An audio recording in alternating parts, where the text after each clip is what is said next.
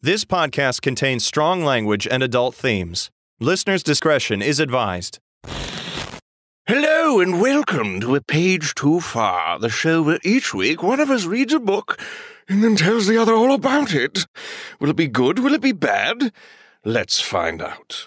My name is Captain Phillips, and this is my wonderful co-host, a Somali pirate. How's it going, man? Look at me. Look at me. No. I am the stereotype now. I love that guy as just like an actor. Yeah. No, he's fantastic. I liked his performance. I don't know if he was really good. I'm sure he's done other stuff. I don't know. Do you think he was actually a Somali pirate?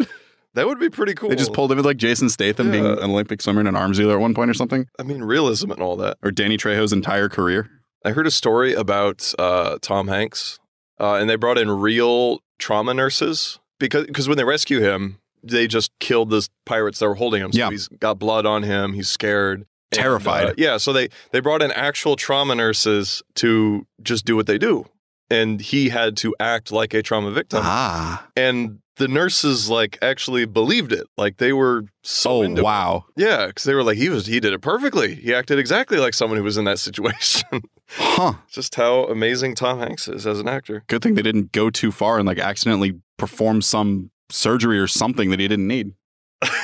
Trauma nurses don't do surgery. I know they don't do surgery, but like an emergency procedure. Like a tracheotomy? Yeah, something like that. A hole in his neck? Yeah. That'd be awful.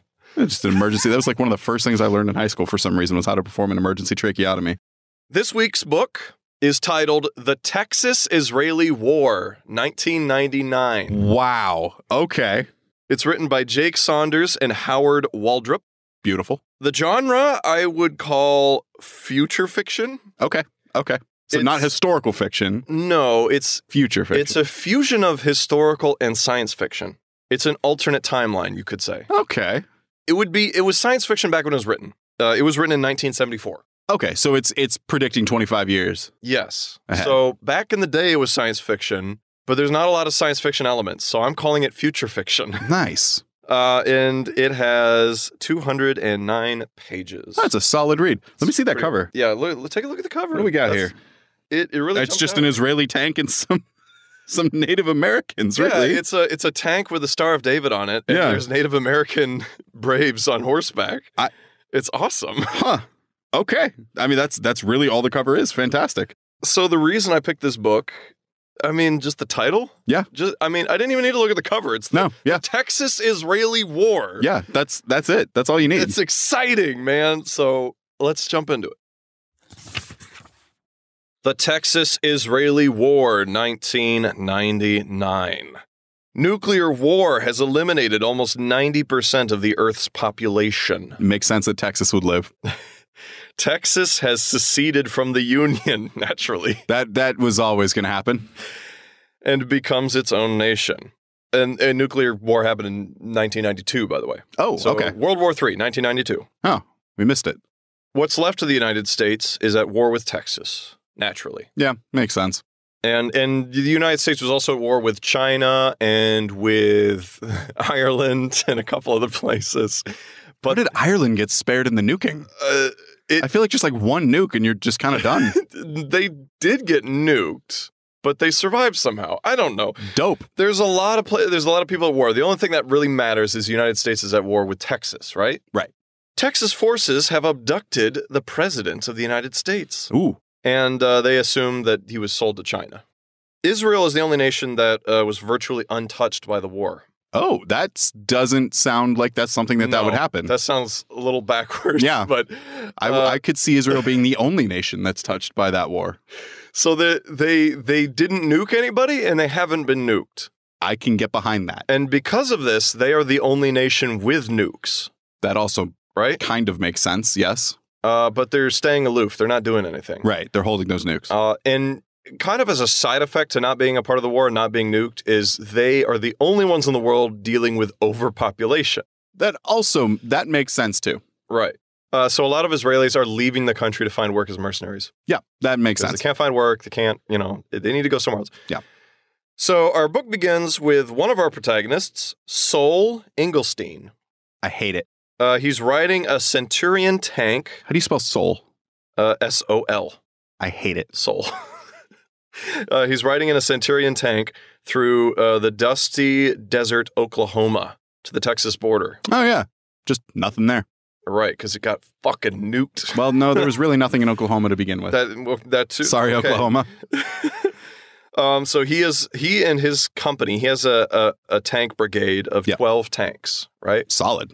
And I think they're mostly Centurion, if not all Centurion tanks. They're nice tanks. Yeah. And so he is a part of an operation called Operation Uncle Remus. Uncle Remus. We'll learn about that later. Okay. Does it have anything to do with Romulus and Remus? No. Oh, okay. It's not sneaky or anything. It's just go kill them. No, fair enough. That's the whole operation. Okay. The tank he's riding in right now is called Wrath of Jehovah. That's a good tank name. Badass name. That's a really good tank name. The tank stops, and they are approached by a courier in like a Jeep or something. And he delivers orders directly to Sol from Command. Mm-hmm. Command used to be Washington, D.C. It's now Pittsburgh. I object.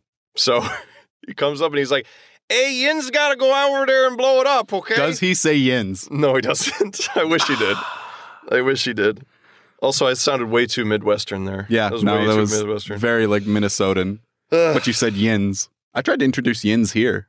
Yeah? I got people saying it in my training. Nice! Yeah, it was pretty great. I like Yins. I hate it, but I love when other people say it because it's funny. So he gets orders. The next morning, the convoy drives to the Red River. Ooh. Which is, it's real. It's in Texas. It's actually the northern border of Texas. Oh, nice. I didn't know that. Yep. And there, Sol learns that Texas guerrillas have taken out the pontoons that were being used to transport the forces across the river. Okay, yeah. So they came in and just blew them up. That's classic Texas guerrilla. And so the Missouri guerrilla too. The engineers are like, you all got to wait a minute. Yeah, because we got to fix this. We need more pontoons. We need to repair the ones that can be repaired, that sort of thing. So him and his brigade just kind of chill. So while they're waiting, he talks with another one of the tank commanders in his brigade. Her name is Myra Callan. I enjoy that name. Or Callan. It's one L. Is it C-A-L-E-N? No, it's K-A-L-A-N. K-A-L-A-N. So Callan. I would say Callan. Callan. Okay. Because we usually stress the first syllable. So her name is Myra Callan. And so they... Very Irish sounding name. Whatever. The names in this are really fucking weird. And you got Sol Engelstein? Look, there's a lot of characters. I cut out about 80% of them. I'm gonna hold off on my making fun just for a bit. Because all of the names are weird. And I don't like, there's only like one name I actually like in this book. And the Wrath of Jehovah? The rest are, yes, that one. And all the rest are really wonky. In 80, there's a ton of characters, but most of them don't actually play a significant role. Yeah. So I just cut out like 80% of the characters. Yeah, that's fair. Rather than keep track of them. So he and Myra are just sitting there, and the rest of the crew are out like swimming in the river, enjoying themselves because they have a couple hours at least. And so he and Myra are talking, and in their conversation, it kind of reveals that they're lovers. Oh, okay. Right? Yeah, makes sense. But because of war, they can't be together, really. Yeah, like, they're together in battle. Right. They have to do their thing. They're mercenaries. Yeah. Oh, they're mercenaries for the United States, if I didn't make that clear. I picked up on it when you said the headquarters was D.C., then Pittsburgh, that they were working for the U.S., right, but it's good to have that clarification. Yeah, so they're sent on an operation into Texas. Okay, yeah, right. That makes sense. So the perspective of the story shifts, and now we're on Master Sergeant William Brown, and he's in a Saladin armored car. A Saladin armored car? Yes, and it's called the Nitty Grit. The Saladin armored car is a type of armored car, so I guess it was named after him. Could be. Wouldn't surprise me. This book is like tank porn. If you love tanks and armored vehicles, this book is absolutely for you. It is chocked full of all sorts of names and stuff I've never heard of before. That's awesome. So he's in a Saladin armored car called the Nitty Grit. It's like my favorite. That's a good name. There's a lot of vehicle names. That's my favorite is the Nitty Grit. The Nitty Grit. Absolutely. Yeah. And Brown is Brown. He's African American. And most of his crew is African American. I hate the way you phrase that. Okay, maybe I shouldn't have said it that way. I apologize if that's offensive. He's African American. Most of his crew are black, okay? He is actually African American, right? Because he's a mercenary working for America. He's not from Africa, though, whatever the polite term is. Right? He's a person of color. There we go. We got there. And most of his crew is, okay? I'm just trying to prod you in the right direction. I'm afraid of being canceled, okay? Yeah, rightly so. Okay. Person of color. There we go. How hard is that? Fuck. His crew is in the front end of a convoy, right? Mm-hmm. The convoy is 13 tanks, 7 armored cars, and about a dozen other support vehicles. Wow. Right? It's a big one. Yeah. He is a part of Operation Tar Baby. Amazing. I'm going to move on. They just drove through Arkansas. There was kind of a push. They call it the Texarkana. Texarkana is a real thing. Okay. I didn't know what that was, but it's they did a conquest of the Texarkana area.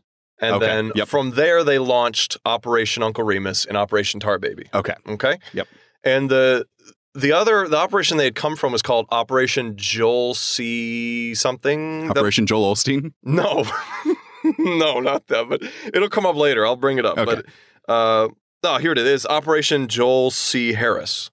That's got to be a reference to something, but I don't know. Maybe. I don't know. Yeah. Joel C. Harris. A lot of the things I may bring up may not be pertinent. Yeah. There were so many details. I just wrote them down. I don't know. Yeah, no, I appreciate it. People can fact check if they want. Right. I'm not going to. And so now they're in Texas territory. Okay. They crossed the border through Arkansas yesterday, right? And so they're just kind of driving through eastern. I don't know if it's like more desert out eastern, but whatever. They're driving through there. Yeah. Having driven through that border before, it's very, very flat, a lot of desert, a lot of low scrub. Didn't see any cactuses really, but it was just a lot of like low scrub. Right. Okay. So visibility from miles. Basically what's described is very flat. The convoy is stopped, and Brown, along with another vehicle, are ordered to isolate a farmhouse. Ooh. So they come across this little farmhouse. They're like, we need to know what's up. Is there anybody there? Yeah. Any enemies over there? If not, can we use it as a bed?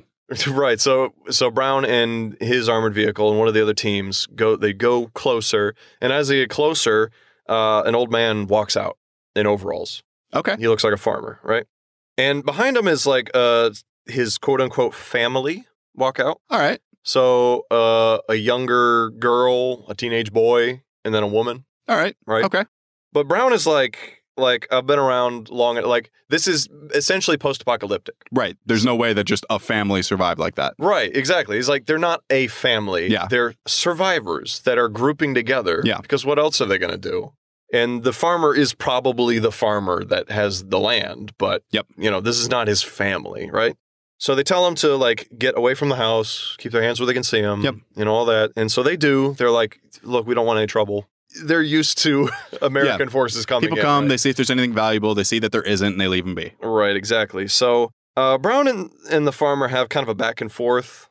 There's a lot of subtext of racism in this book. Oh. Not like people are racist. Like the certain characters are constantly reflecting on racism. Oh. Which confuses me. There's only a couple instances of actual racism, and it's toward the Jews, not towards black people. Interesting. But the whole time, this character Brown is talking about racism against black people. So I'm like, I mean, it is a thing. Yeah. But yeah, totally. There's no demonstration of that in the book. And he like encounters a lot of enemy Texans and people who are racist towards Jews that just don't do or say shit to him. So I'm not sure why that is, but he does a lot of reflecting on racism and how it's stronger in Texas in the book. I don't want to say anything about Texas, but in the book, the Texans are just more racist, right? Yeah. And he's expecting that from the farmer, but he's not exactly getting that. Cool. The farmer is just being polite because it's a bunch of guys with tanks. I mean, yeah. Knock, knock. Brown sees a tractor on, next to the barn or whatever, and the farmer is like, it doesn't even have gas in it. Because he's expecting these guys to just take whatever they can get, right? Yeah, yeah. And so Brown writes up a requisition form and for a tractor. And he says, hide the tractor. When this is all over, here's a brand new tractor. Huh. Right? Because requisition forms are like, we're taking this from you. After the war's over, we'll give it back as long as you have the form. So he's basically just giving him a new tractor to help him out. That's kind of dope. Yeah. And they cut the guy's phone lines. Yeah, that makes sense. Right. They can't have anyone getting word. So I get it. I'm a little against it. I completely understand. Back to Sol and the rest of Uncle Remus. Yep. They're moving south. In Myra. So in Myra, yep. So they've already got past the Red River. Okay. And they're pontoons did their job. Right. And they're heading into Texas. But they've gone quite a ways and they haven't seen anybody. Ooh. Well, And there's they're not much up there. Right. And it's like, we were just attacked by guerrillas. Yeah. And now Where there's is everyone? nothing. Mhm. So they're on edge. Their plan was to hit up Nocona. Sure. It's a place in Texas. Okay. I didn't look into it further. And then they'll hit Nocona for supplies and then ghost southways along 82. Okay. Okay. Once they reach the town, they have a bit of a skirmish with a poorly equipped militia. Yeah. Throughout the whole book, the Texans are very, very poorly equipped. They just don't have a lot of shit, right? I mean, that makes sense. Texas being an independent country does not have a lot of its own resources. Right. And Texas doesn't have any allies. It's just Texas. Yeah. So they got Mexico, who hates them at that point, probably. And then to the north, they got the U.S., who they're openly at war with. Right. They're at war with Mexico, with the United States, and with some of the Caribbean nations. So yeah, that makes sense. They're in pretty bad shape. The only thing Texas has going for it is they have the only oil wells in North America left. Ah, that's it. Right? All the other ones were destroyed. Well, that's why we want them. Exactly. So, and that's the thing they're holding over the Americans' heads. Yep. Is we have oil. Yep. So as long as we hold a gun to our oil reserves, you're not going to go after us, right? So that's what they're banking on. So they take out the militia. Oh, and it mentions in the book that they make short work of the militia with their laser Gatlins. Oh, I'm in. Yeah. Nothing about this was futuristic until laser Gatlins. We heard you like DACA, so we added more DACA to your DACA. So, again, so this was written in 1974. Yeah. It was their idea of the future. Yeah. So they had a lot of conventional weaponry, like Centurion tanks, which were modern tanks back then. And then they go a little crazy with some of the sci-fi. They're like, laser Gatlins! I mean, to be fair, when did Moonraker come out? Because Moonraker had space lasers and everything like that on satellites and things. I have no idea. So, and I think that was around the same, maybe 60s, 70s. All of this stuff was being conceptualized way before the book was written. So it is like, it's just us now looking back at it saying that's ridiculous. I mean, I could totally see how they could get there. Right. I mean, I could totally see that frame of mind because They even mention in the book that there's already been people sent to Mars and they're on their way back. Oh. So they're very optimistic about the future. Well, would you say this was written 74. 74. So that's, 5 years after the moon landing?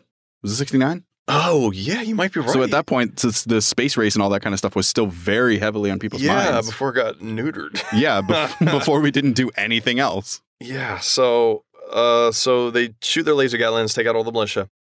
Sol is, at this point, they're in the town, they're just getting supplies and stuff. There's no more resistance. Yeah. Everybody else doesn't want to have anything to do with them. And so Sol has time to think, and he starts reflecting on the horrors of war, and he starts waxing philosophical. He does this a lot. As you do.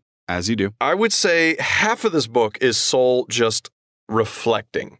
And it got boring. So I'm just going to... Not as fun as a heroin addict reflecting. Right. I'm going to skip over because he's been a soldier for like 30 some years. Yeah. He's had to make the hard calls. Yeah, so he's like, I'm so tired of war and bloodshed. It's meaningless. And I'm like, dude, war never changes. Just fucking kill someone, dude. Entertain me, please. He's been a soldier for 30 years, so that puts it to 69.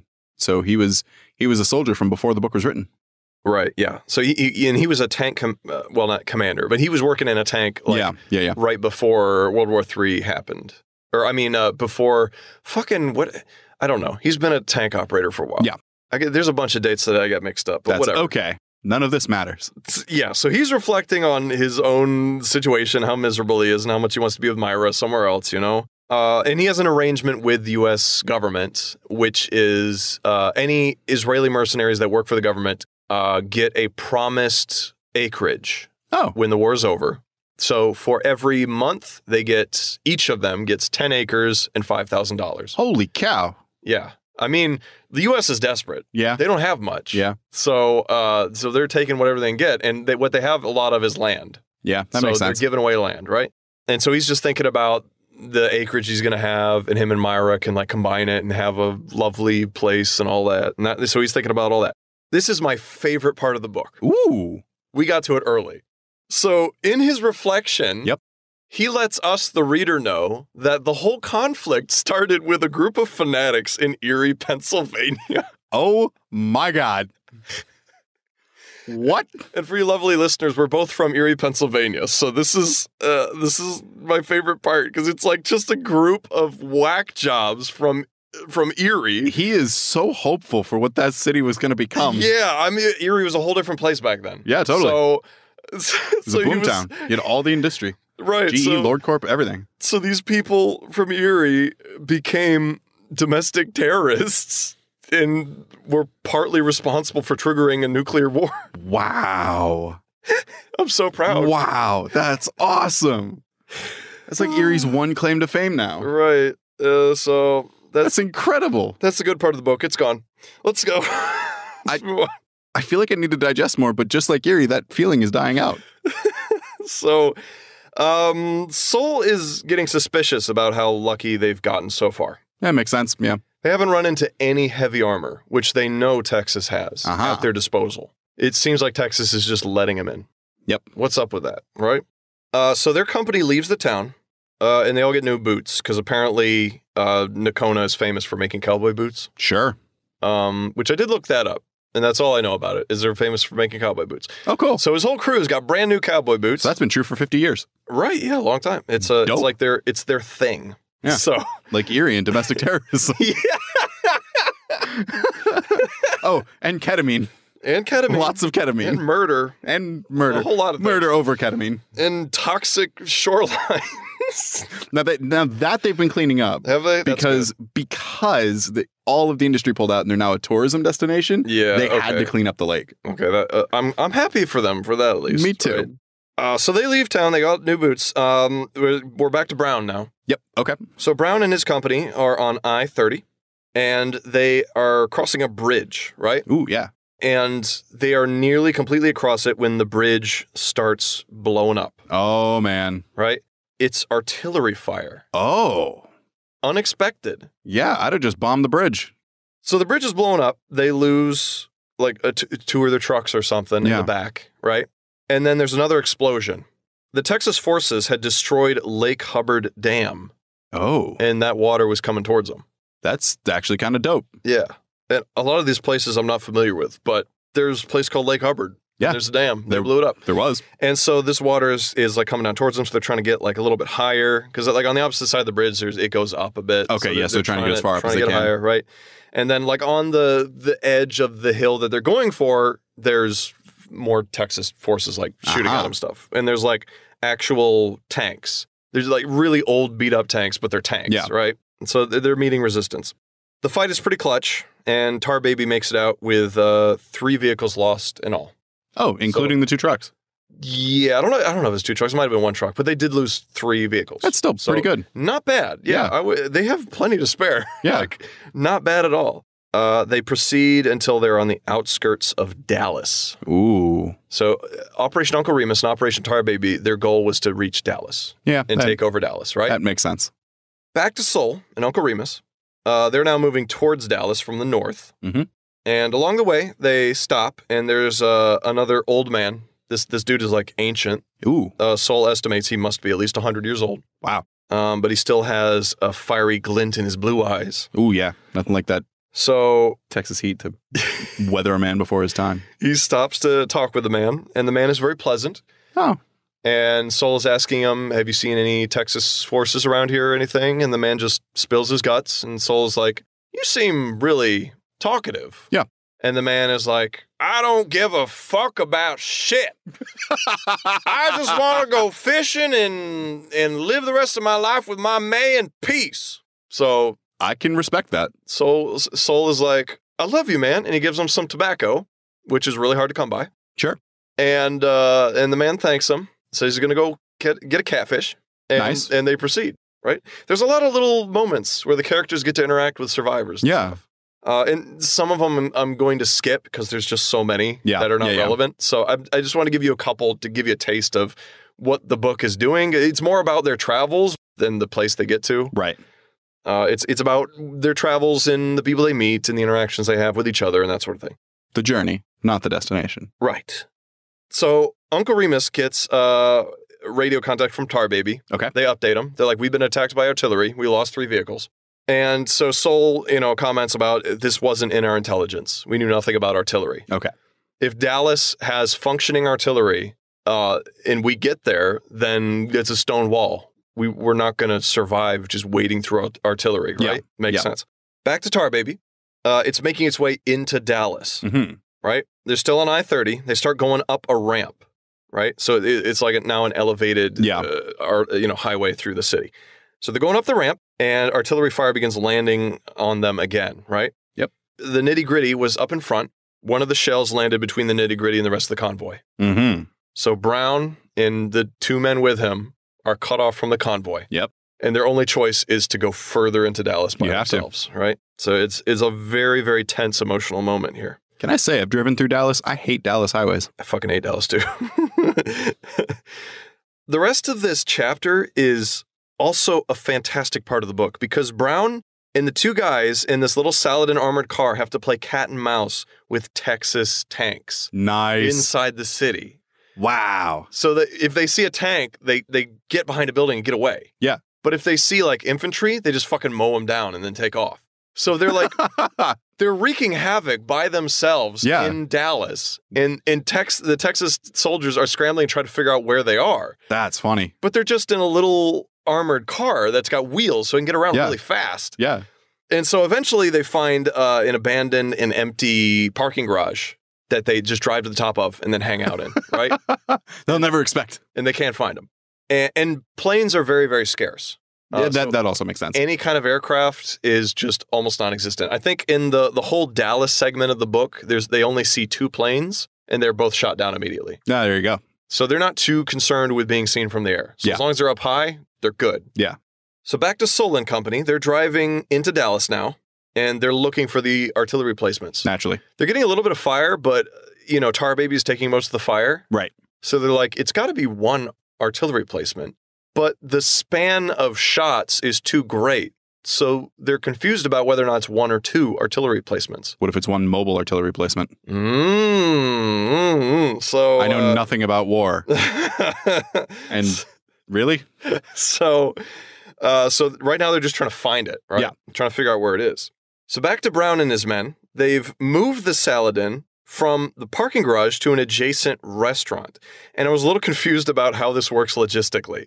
But apparently it's attached to the parking garage and they just busted through a wall into the restaurant, I think. Okay. So they're still up high, but they're not in the parking garage building. They're in a restaurant, right? Yeah. And the restaurant has like big windows that they can see the whole street and like the intersection and stuff. Yeah, there's buildings like that with parking garages that link into So things like that. Yeah. They set up there and they have a clear view of the intersection and the streets and all that. So they aim their guns down the streets. And they're keeping tabs with the rest of Tar Baby because they're like, "Yo, we found they hook up their radio to the antenna on top of the roof." Oh, nice. And they're like, "Yo, we're good. Got a vantage point. Yeah, we're good. We hit them in a couple spots, and now we have a vantage point, right?" So, like best case scenario. Geez. Right. It's great for them. From where they're sitting in this restaurant, they can see Trinity River. Ooh. Also a real river running through Dallas. And on the river, they see a cruiser with large guns on it. There it is. That explains the mobile artillery. It goes up and down the river, right?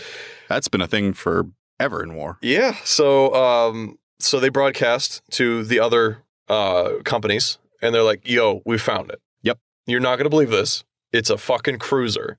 We have to deal with this." You should have thought about that sooner, other than you're not going to believe this. Well, they didn't expect a cruiser to be there. I mean, those I'm just saying. I don't think, because they're unsure of Texas's capabilities. Right. And they didn't believe. So you 100% believe your intel. Well, I'm just saying, these soldiers aren't very soldier-like. Well, whatever. I'm sure intel in real life is fucked up all the time. Yeah, exactly. But they expected all the cruisers and ships to be down by Galveston. Yeah, defending the coast from the Caribbean invaders. They're vulnerable to like all the other stuff down there. So yeah, that's where they figured all of them would be. But they apparently just moved one up to Dallas, which was smart of them, honestly. Yeah. So they communicate this to the other companies. Brown's Saladin begins firing at the cruisers. It's like at their gun placements on the cruiser, because they're within sight, so they can shoot them. And I think his Saladin also has a laser Gatling. It would make sense. I'm pretty sure he has like incendiary rounds or something like that. So they start shooting the cruiser, And of course, that draws attention from everyone in Dallas. Oh, for sure. So they're found pretty quick. And there's a lot of infantry coming around, but they're inside the armored car, so infantry aren't a threat right now, but they're getting closer. Got to figure something out, but for now it's working. Right. And then a Patton tank starts rolling up the street. Ooh. And they're like, we're kind of fucked, but at least we let everyone know where the artillery was, right? We did our job. So the Patton tank starts firing at them, but it hasn't quite got its range yet, so it's not hitting them directly. Nice. And then all these guys are, they're also receiving laser fire, and I wasn't sure where that was coming from. Probably just the general infantry, that kind of thing. Maybe they have laser rifles, I guess. Yeah. So they're receiving laser fire, which is going through their armor, and so they're like, we're so fucked. Yeah. So Brown tells one of his guys, he's like, expend all of the incendiary rounds except for 2. We're gonna save those, right? And I don't know if it's incendiary rounds or incendiary shells or like incendiary grenades. I think it was incendiary shells. Mm-hmm. Because the armored car, it's called an armored car, but it is very tank-like. It has one like gun on top. Yeah. And I think it was shooting incendiary shells. I think that's what it was doing. Okay. And like so a he's higher like, caliber. Right. So he's like, change fire to the infantry, but save 2 shells. Okay. Right? I believe what happened is that for the last 2 shells, Brown ordered the guy to shoot the building they're in and cause the floor to collapse. Oh, yeah. Make it look like they were hit or something like that. Right. And plus they're falling down through the floors away from where the tank was aiming, right? So they fall through the floors and then nothing. Ooh. We leave them for a time. Ramirez. Solon Company make plans to bombard the cruiser. So as soon as they get the coordinates, they're like, let's go. And they have the best tanks. So they're like, we're going to take that thing down. And they've been pretty much unopposed so far. Yeah, so they're pretty fresh still. So the cruiser is called the Judge Roy Bean. Sure. It's a funny name, I guess. Roll that Roy Bean footage. And Sol knows that there is a bounty on this particular cruiser. And it's $250,000. Interesting. I wouldn't have... Okay. I can accept that. So I wouldn't have thought of it. Yeah, I guess the U.S. is like, we have more money than men, so if you can take something out or capture it, we'll give you a shit ton of money for it. Cool. That's what he said, too. He's like, oh, cool. We're going to go get that ourselves. There we go. We're mercenaries, and first come, first serve. Yeah. So he moves all the tanks onto the levee of the river. Yep. And they set up, which I don't know. For tanks, I guess you have to like turn it broadside and dig in or something to shoot. I'm not sure how it works with tanks. But they set up. And they start bombarding the cruiser. Mm-hmm. And a lot of the tanks are like laser tanks, right? Yeah. The ship starts returning fire. Naturally. Not with their artillery because they're too close. Okay. So it's just with fire, deck guns higher and caliber, stuff, right? Yeah. And those are also laser weapons. I'm just going to assume that it's a laser weapon unless explicitly stated otherwise. It's half and half. It's half laser and half shell weapons throughout the whole book, pretty much. 4 of Sol's tanks are destroyed out of the 12. Oh, wow.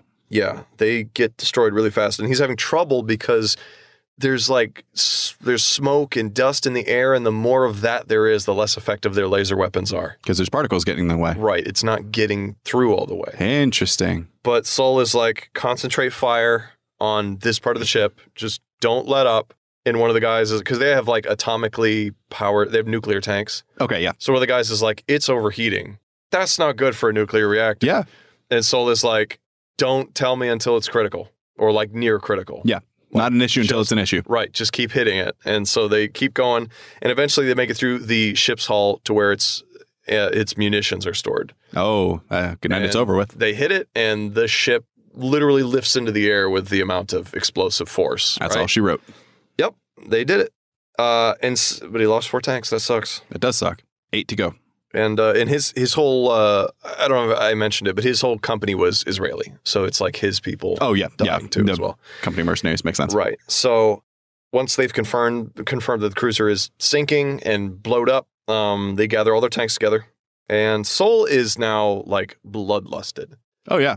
And he's like, fuck everybody. And he just starts rolling through Dallas, tearing shit up with the rest of his tanks. I dig it. And he's like, I want to kill every single motherfucker in this city because they took out 4 of my tanks. Yeah. Each tank had like 4 guys in it. Yeah. So he's pissed off, right? They meet up with company Joel C. Harris, or Operation Joel C. Harris, whatever. Company names and operation names are like interchangeable, and I don't know if that's a military thing, but in this book, it's a thing. Interesting. So I'm just going to call it by operation names, not company names, because it's confusing as fuck. Isn't Josie Harris what Tar Baby was first? They were a part of Joel C. Harris, I believe. Okay. And then they split off as a new operation because they had to hit them from two sides of the city. Right. And then Joel C. Harris came in like after they started. Okay. Right, to like mop up. Gotcha. So Uncle Remus meets up with Joel C. Harris and they combine forces. And after they've mopped up most of the guys in downtown, they make a base in Thanksgiving Square. Oh. And Thanksgiving Square has a bunch of like hotels on its perimeter. Okay. So that's where they're housing all the officers. Yeah. They're like, you guys get hotel rooms. And they're shitty hotel rooms. But they're still hotel rooms. But they're hotel rooms. Yeah. With running water and electricity. Wow. That's kind of surprising. Yeah. Well, I mean, the Texas people are trying to upkeep it it makes for sense. their own guys. So like, you know. You keep what you kill. Exactly. I love that's like, it keeps coming back because it's one of my favorite sayings. Yeah. It's a great theme. What if there's any Riddick books? There definitely is. And they're probably just good. Probably. I mean, I want to, yeah. Okay. So Sol and Myra didn't draw the short straw, so they don't have guard duty the first night. Oh, nice. Right? Ooh, they fucking. And so they go into one of the hotels. They use their dining area as a mess. So the cooks are cooking up a hot meal. So not in the kitchen. They go in and eat with their crews. Okay. And have a lovely time. And then Sol and Myra both walk to the front desk. Uh-huh. And there's a guy acting as a clerk. Nice. That would be me. This is awesome. He has a weird title. Let me see if I can find it here. Welcome to the war zone. He's called, and I quote, a movement specialist. I'm in. I absolutely believe that's a military thing. I've never heard of it before. Logistics? That's what I can assume is he is the guy who sorts out who is staying where in the hotel. Makes sense. You got to have somebody to do that job. Exactly. So they go up to him and he's like, Colonel, top floor is yours. And he's like, what do you mean the top floor? And he's like, the top floor. Pick a room. It's yours. Nice. And he's like, no, you don't need to do that. We just need, and he's like, no. It's on us. We took care of it. It's top floor is yours. We'll get the bill on this one. And he pulls out of a bag a bottle of bourbon and gives them a wink. Wow. He's like, you guys have a great time. Wow. Right? And so they head up to the top room. They look around and they find a room that has the least damage done to it. Yeah. There's a note about how someone was practicing throwing knives against the wall or something. Yeah. Yeah, I can see that. And it was a little beat up, but other than that, it was fine. And they find clean sheets just sitting in a drawer. Oh, nice. So they redress the bed. Convenient. They both undress and take a shower together. Nice. And then they bang. Oh, yeah, there it is. Yep. They wake up in the morning and they bang again. Yeah, that tracks. Yep. And then they both have a meeting with the fucking officers, staff, and whatever. It's the general and every one of his officers. Sure. Right? So all the officers meet at a random cafe in the city. Oh. And it's purposefully random. Right? Okay. Yeah. Yeah. And they meet with a CIA agent. Ooh. His name. I get Frank Welker. No. It's a one name. It's not. It's a one word name. No. It's Splevins. What was that? I thought you said Splevins. I'm not making that up. His name is Splevins. Some of these names I've never heard of. And there were weirder ones with just one-off characters that I haven't even mentioned. Splevins. CIA agent. He's a very important character. It's got to be some other name mixed up. I think it's a fake name. I don't think it's a real name at all. You don't put a name like Splevins in a book without it being your best friend. I don't know. Or somebody who owes you money. So he's there to give him new orders, or right? Your fourth grade bully. Yeah, new orders from Splevins. Yes. So they all get together in a random cafe because the CIA agent? Yeah. CIA agent? Yeah. That just rolls off the tongue. It does. He's afraid of bugs. So they're like, we just picked a random cafe. If you think the Texans bugged every single cafe in the city, I don't know how to help you. Yeah. You can only do so much. We picked a spot. Let's do this. Yeah. Right? Because they're soldiers. They just want to get their orders and roll. So the CIA guy updates them and he's like, Splevins updates them. And he's like, we're planning a full-scale assault on Texas. Everything all at once. Huh. This is a big deal. This is why he doesn't want anyone overhearing this. Yeah, right? for sure. So General Wilson, he's the guy in charge of the whole shindig. Yep. He's the one who headed up Joel C. Harris and the other operations and stuff. So in the plans the CIA agent has, General Wilson will take all of his armor to Houston. Okay. Which is more or less where the capital is. Yeah. Right? Is that the actual capital? Is it? No, Austin is. Austin. Okay, that's what I figured. So yeah, that's where the capital now is Houston. So General Wilson is going to take his armor to Houston. Cuba will beachhead at Galveston.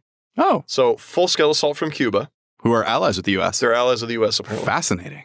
That also tracks because the Cuban Missile Crisis and everything would have been right before this. I thought it was like make peace. I thought it was interesting that it was so obvious to everyone after the atom bomb. They're like, this is going to become an issue in the future. Yeah.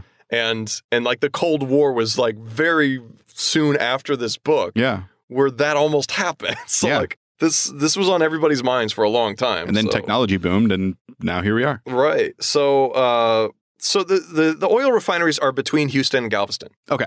So they're hoping by hitting Houston and Galveston at the same time, they're putting pressure on them, right? And force them to do something stupid. Yep. Right? Because oil refineries are no oil refineries. They're getting this done. Yeah. Right? They're just Something's got to give. They're just going to wipe them out, right? This is probably my second favorite thing said in the book. Ooh. The CIA agent looks at Sol and he says, Colonel Inglestein, it will be your responsibility to rescue the President of the United States. That's my second favorite line in the book. That's a pretty good line. That is the after the 30-minute mark. That's your action movie set there. Yeah, right? For sure. That's what sets up the second act.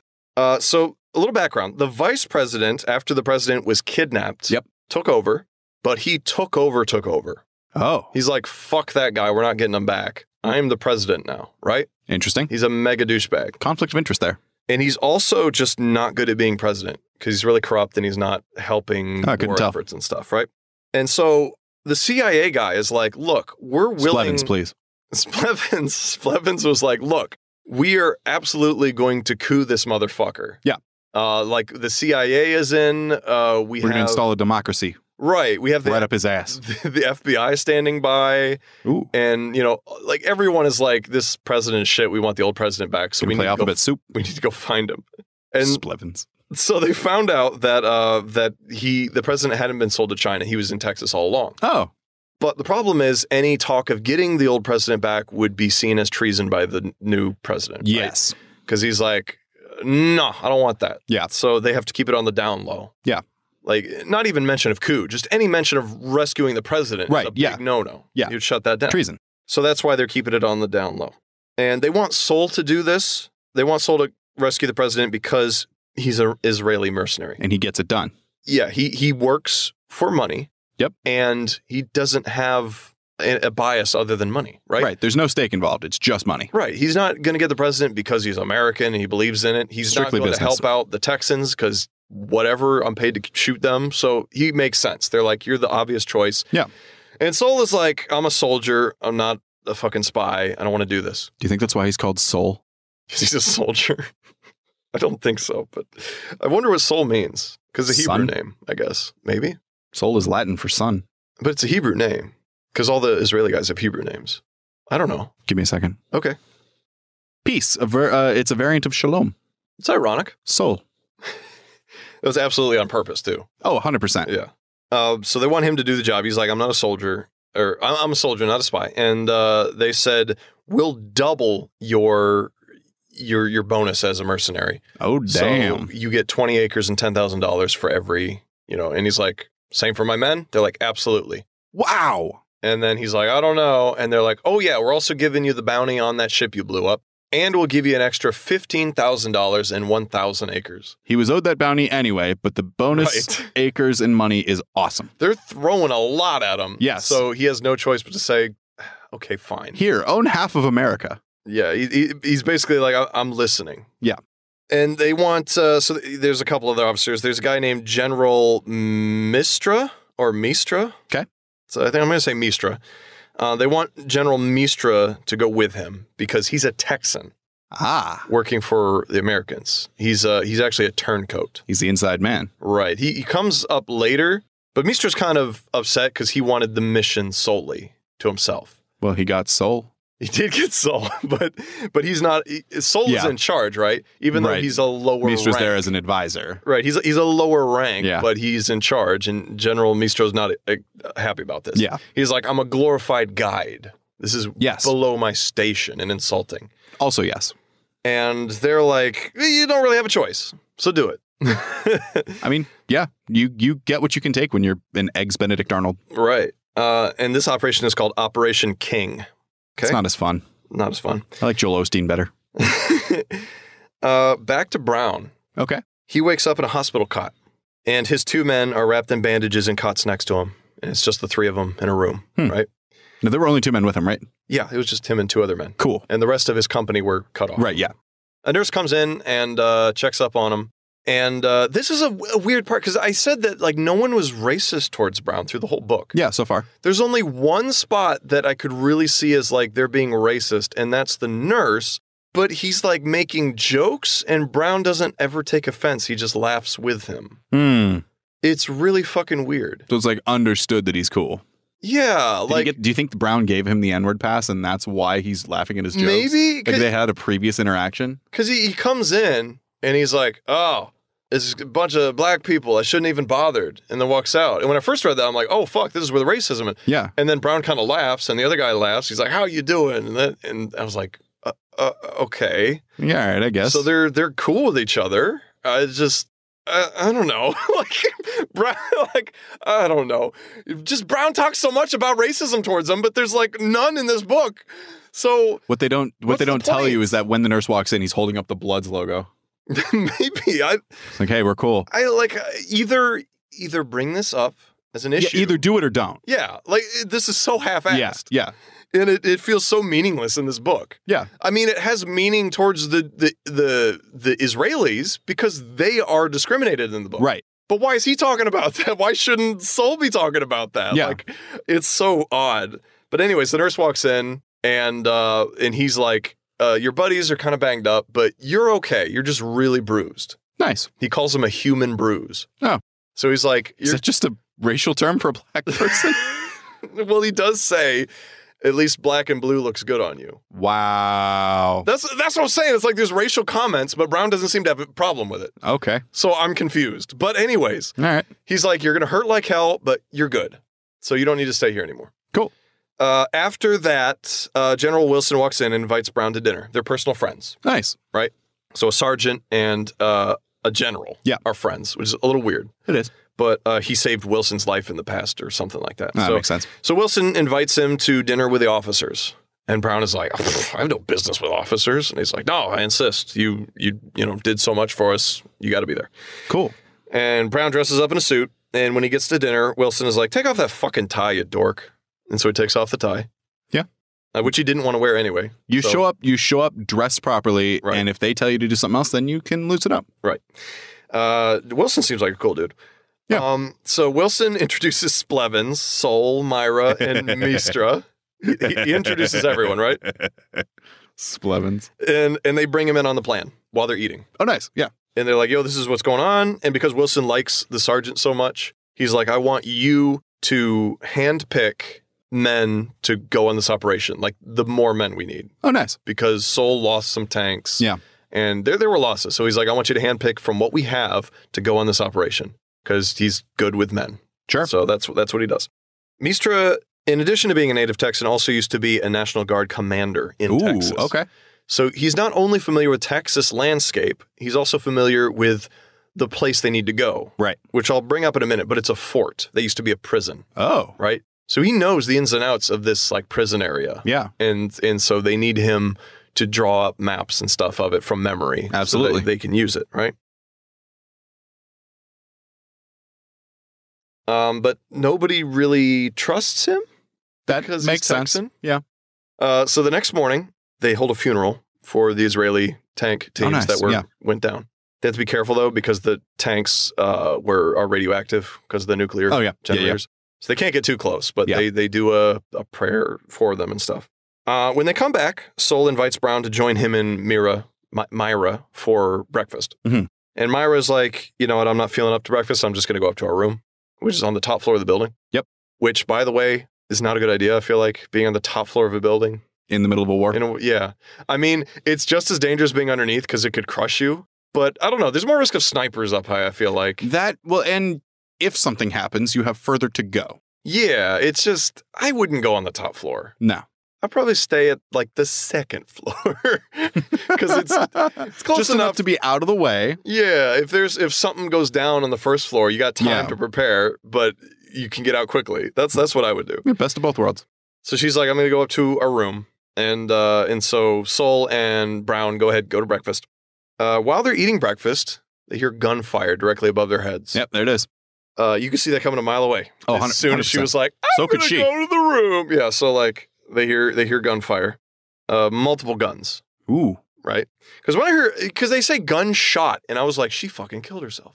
Oh God. Yeah, I know. I was like, that took a turn. But then they're like, there's multiple gunshots, and I'm like, oh fuck, she's just being attacked. Okay, gotcha. They start running, and Brown heads for the stairs, and Sol heads for the elevator. Brown's like, elevator's dangerous. You shouldn't do that. And he's like, she's on the 20th floor. Bucko. I can sympathize with both of them. Exactly. There's merits to both of their arguments. So Sol goes up the elevator. Yes, Brown is technically correct, but man. Brown, I think, made the better choice in this scenario because as he's going up the elevator, he hears something clank. Oh. It's a grenade on top of the elevator car. Oh, great. There's a cart in the elevator, so he ducks under it, and it's enough to keep him alive. He just knows it's a grenade? Yeah, apparently. I mean, you hear a clunk, you assume grenade. I mean, I guess so. Especially if you can hear gunshot or gunfire. On the safe side. He's been in the military for 30 plus years. I imagine, like, he just, this is going to sound like on the verge of like PTSD stuff, but I imagine he's just like rolling down the street and like a car misfires and he gets under cover. Oh, yeah, absolutely. If you've been in the military for 30 plus years of active duty, you're fucked up. So you don't walk away from that normal. Yeah. And so he gets under a cart and it protects him from the brunt of the blast. He still gets shrapnel in his arms, legs, and stuff. Should have had a lead-lined refrigerator. Yeah, he would have been good. And so he's alive. And he's at the 15th floor, right? Okay, 5 floors to go? Yeah. 20th floor, you said? Yeah. 5 floors to go. So he pries open the door and gets out. Yeah. Brown hears the grenade go off, and he says that Jew was a nice guy. Wow. Yep. That came out of nowhere. There is a substantial amount of Jew racism in this book. Yeah, seeming. Almost no racism towards black people. There's one moment where he's like, someone purposefully doesn't look at him, and that's it. Huh. That's towards the end of the book, and it's an enemy soldier. There's like virtually no racism towards black people. There's a lot of racism towards Jewish people in this book. Wow. And I believe the book was written by a Jewish people because there's a lot in this book that doesn't sound American at all. Mm-hmm. Mm-hmm. And I haven't really mentioned any of it, but everything's in kilometers. Nothing's in miles. Okay. That's one thing. Every Texas person is a painful stereotype. Yeah, that fits. They're all fucking cowboys, right? Having met a few Texans, yeah. So there's a lot about this book that I'm like, no one who has either lived in Texas or grown up in America has written this book, feels like. That's funny. It's so bizarre. Yeah, so I'm pretty sure it was by Jewish people writing about racism towards Jewish people. Right. But they did that through the lens of a black man that I don't know. It's a little funky. Who published it? What's the publishing company? I don't know. Let me look. It'd be in like the first page. Yeah. It's a Del Rey book. Oh, Del Rey's Worldwide. Yeah. Interesting. Yeah. And I mean, there's nothing offensive about the book. It's just odd. Yeah. No, it's just no. Yeah. It's just strange. I just don't get it. Interesting choices. Right. So he thinks that Jew was a nice guy. It was nice knowing him, I guess. Well, to be fair, he was. He was a nice guy.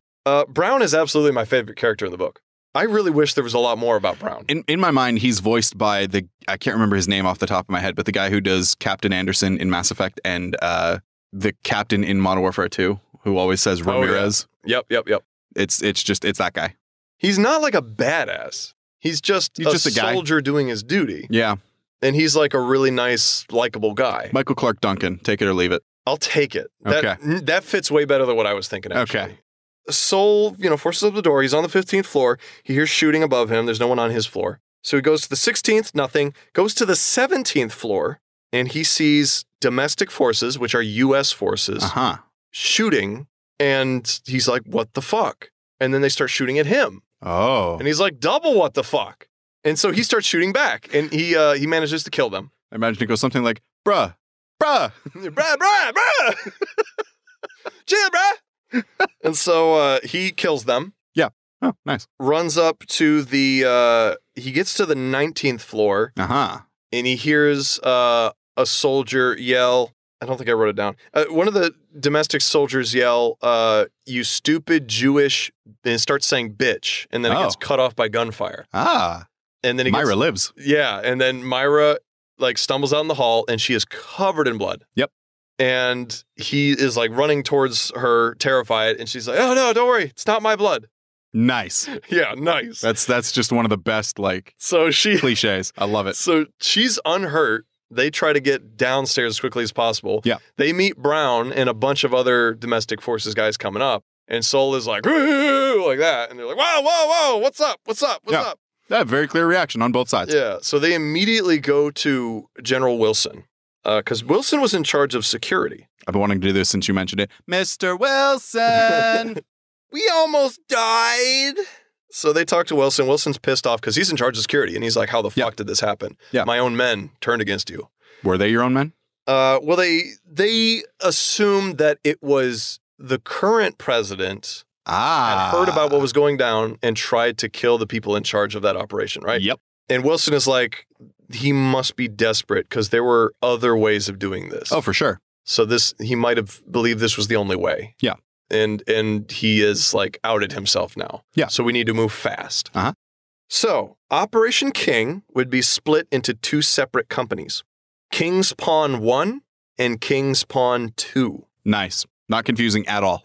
King's Pawn 2 is... Couldn't it be like Bishop and Rook or something like that? I don't know, man. Does it matter? For the sake of military efficiency, I would think yes. That's true. Because you want to be super clear over the radio. And the only thing that's differentiating it is a 1 and a 2. Yeah. Not great. It's like Noob Destroyer 87 and then Noob Destroyer 87 parentheses 1. Yeah, exactly. Exactly. You've got the split screen plus 1. Right. That's what's going on here. I'm just going to refer to them as KP1 and KP2. Yeah. So KP2 is Myra's company, made up of what's left of their Centurion tanks and support vehicles. Okay. So they would be the more heavily armored, more prepared. Yeah. And they're going to head out west of Dallas. Uh-huh. Really, they're going to take the long way. Swing around. To where they're going. So I'm doing this out of order. But they're going to Crystal City. Ooh. Which is way southwest. Yeah. Well over, I think they said it was 1,500 kilometers or something. Sure. It's a ways. So they're going to Crystal City. And in Crystal City is a fort. It's called Fort Deaf Smith. It's hard to say. Def, D-E-F or D-E-A-F? D-E-A-F. Deaf just straight up Deaf Smith. And it used to be a prison. It was turned into a fort shortly after the nuclear fallout. Right. And that's where they believe the president is being held. On death row, because that's the most secure part of the prison. Death row? Death row. So that's in Crystal City. Crystal City is 1,500 kilometers southwest. So they want KP2 to go west out of Dallas, way out west, and then down south to hit it. There's a lot of ground in Texas. Right. And that's the most sparsely populated areas. Yeah. So they wouldn't likely be seen out there. That's where the real Texas desert is. Right. KP1 is going to do the opposite. They're going to go south way down, and then they're going to go west to Crystal City. So they're hitting Crystal City from the east. Right. But they're going to have to go, man, they're going south from Dallas. They're going to hit the big population centers. Exactly. They have to be careful. Yeah. Right? That's just, why not go diagonal? Because they have a plan. I guess Cuba's coming in and they're going to meet them. Well, Cuba is going to act as a distraction at some point, right? Yeah, they were going to meet at Houston. Right. So Sol's company, along with Mistra, they're going to take whatever tanks they managed to salvage from the Texas forces in Dallas. Yeah. And they're going to repaint them under a specific general's company. Oh. And masquerade as Texas forces, right? Nice. And so that's the plan. They're going to go through the more populated areas, but they're just Texas forces. Yeah. Okay. And they already know the Texas jargon from Dallas. They had their code books and stuff. So they know how to do radio security and stuff. Yeah. And they're going to strip off and get rid of anything that might identify them as anything but Texans and then head in there. Nice. And the Israeli guys will be no problem because Israeli mercenaries are very common all around the world. So they won't think they're just twice. Another group of Right. They won't Israeli think twice about them being Israeli. Yeah. And then they also have other American soldiers that can pass as Texans. because they're familiar with Texas. So that's the plan. So Wilson's forces would hit Houston. Cuba hits Galveston. Yep. And that should be enough of a distraction to pull forces away from the fort for them to get in, get the president, get out. That's the plan. Operation King. So along with Sol's men in the crappy tanks, he's got Mistra and his men, and all of his men are Texas renegades. And they have a good portion of domestic forces from the U.S. Okay.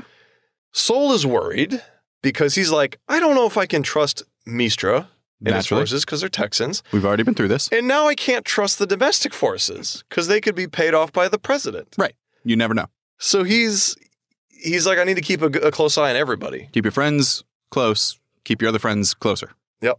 There's a huge portion of this book. There's like 100 pages of this book are dedicated to just getting to Crystal City. Wow. So this is going to be short. It's like half the book. But exactly. There's a lot happening. Most of it is characters interacting with each other, getting used to each other, and also a lot of meeting people along the road and interacting. Yep, little one-offs. And none of it has lasting impact, really. So I'm going to skim over a lot of it. We're still going to talk about some stuff, but I'm going to skim over it. Yeah, as we do. So along the way, KP2 with Myra, they get hit with a tornado out of nowhere. Yeah, that'll happen. Because it was getting rainy, and then all of a sudden this tornado comes up and almost slams into them. It veers off at like the last minute. NEM. It's written in here that Myra thinks about shooting it with their laser Gatling to stop it. Nice. And I'm like, girl, you don't know how tornadoes work. I mean, if it's coming close enough, what else are you going to do? Might as well see if something happens. Get in your tanks and buckle up. Like, what? Shooting it with a laser? Yeah. God damn it. I mean, they are in Texas. It seems like that kind of thing would just be natural. So it veers off just in time and goes out elsewhere, and it drops a bunch of fish and frogs on them. Huh. And they're like, that must mean there's a stock water source nearby. Stock as in people are growing food in them, right? And they're like, that's good. We need to go find it. Because their tanks partially run on water because they're nuclear tanks. Yeah, you got to keep them cool. Yep. And can I say, not easy in the Texas heat. No, there's multiple times in this book where they're like dying inside their tank. Yeah. Because they're like, fuck Texas, fuck this tank. Yeah. It's so hot. And I'm glad at least the author knows that a bunch about Texas. Yeah. So that's an ongoing hot and it's flat. As both teams are moving, weather is just progressively getting worse. Okay. And Sol is worried because he's like, if there's like a hurricane, that would delay the Cuban fleet. Right. And that would fuck us over. Right. Galveston known for getting hit by hurricanes. Exactly. And so he's like, this is precisely timed and it could fuck us over. So he's worried about that. Along the way, KP1 comes across a Native American tribe. Oh. They're just kind of hanging out up on a dune on their horses, and they have like the traditional dress. Yeah. Interesting. And they're not fucking with them. They're just kind of watching them go by in their tanks. Yeah. Because if you're on horseback, you don't fuck with a tank. Yeah. So there's things you do. There's things you don't. So so Sol and his guys are just kind of waving at him. And then he asks Mistra, and he's like, I've heard about Native Americans, but I haven't seen them all that much. And he's like, oh, yeah. And Sol asks him, because these Native Americans have the VW logo painted on their chests. All right. Okay. This is the dumbest part of the book. But Sol asks Mistra, he's like, what's that about? And Mistra is like, well, since the war broke out, the tribes have kind of had a hard time. Sure. A lot of the old braves want to stick to the old traditions, but the new braves are forming new tribes, and they're basing their tribes on like random shit. Huh. And so he makes a comment about, he's like, oh, hell, they're probably called the Lodge of the Volkswagen or some shit like that. That's incredible. I fucking hate it. He took the stereotype of Native Americans naming their kids after the first thing they see when they're born. Yeah. And it's just a Volkswagen. Oh my God. Native Americans don't play a part in the story at all. It's so random, and it feels insulting to me. He just wanted this as part of his headcanon. I guess this is just world building, but it's the dumbest world building I've ever heard. Look, this world doesn't seem like a great place, if I'm being honest. No, it's very, very weird. So anyways, he explains that, and then they move on. I think he says he soul waves to one of the Native Americans, and the Native American just flips him off. Which is nice. Great. That's great. In my mind, he didn't wave. He did like the hand up how thing, which is like very, very offensive. Oh, yeah. And that's why the guy flipped him off. So eventually, as they're getting closer to Crystal City, they have to hit 2 rivers, which there's bridges for. Okay, yeah. In between the 2 bridges, I wish I could remember the rivers' names. They're real rivers. I don't remember what they are. Styx and Euphrates. No. But there's a checkpoint in between the rivers, in between the bridges. And so as they're coming up, they see anti-tank, like, not artillery, but like guns. Yeah. Anti-tank guns.